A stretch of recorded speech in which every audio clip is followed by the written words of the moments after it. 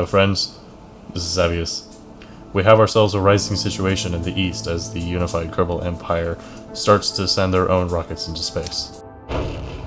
This means that by 1952, space is no longer simply a scientific interest, but now a strategic asset. The United Kerbal Empire, as of a few months ago, sent their first living being into space. This is outrageous. It's unacceptable. It's barbaric. And now we're going to do something about it. They may have been the first to send a living being to space, but we are going to beat them hard. We're going to send an actual Kerbal to space.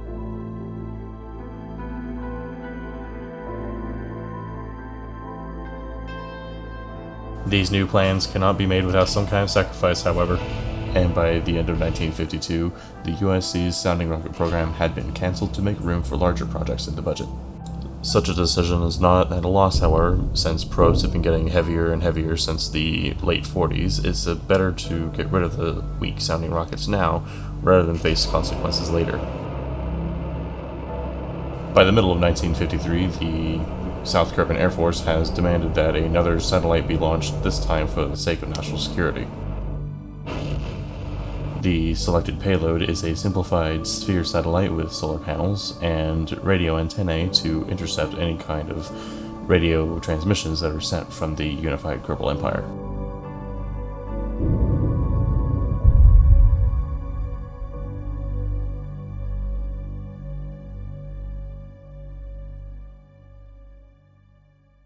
That is not to say that all of the contracts by the USC had been occupied by the military. Towards the end of 1953, the USC launched another scientific payload for high Kerbal orbit. These kind of missions prove to the world that, despite global tensions, our purpose in society is to further all Kerbal knowledge. The probe in question is a multi-purpose magnetometer satellite meant to measure the magnetospheric effects of the Kerbal radiation belts. Once again, the shortcomings of the Arrow 3 launch vehicle becoming more apparent as the probe itself actually had to carry its own propellant to complete the orbit. While it is a wise idea to bring a probe with its own propellant, it is unwise to depend on that extra propellant that the probe carries to complete its orbit. By the beginning of 1954, the South Kerbal Intelligence Bureau had ordered us to send yet another reconnaissance satellite, or weather mapping satellite, to the public into orbit.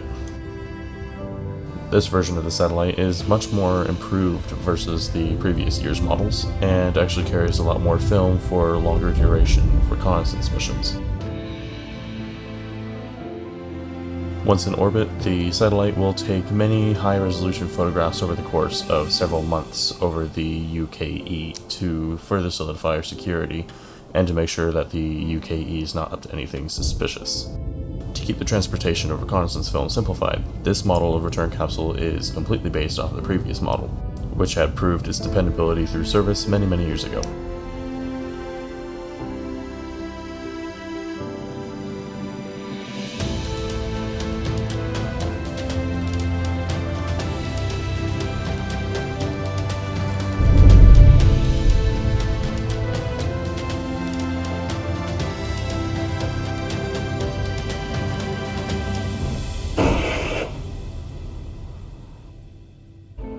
Hopefully, these kinds of missions can prove fruitful for future missions, possibly to take photographs of other celestial bodies. However, the future remains uncertain as global tensions rise, and the UKE furthers itself into this new race for space.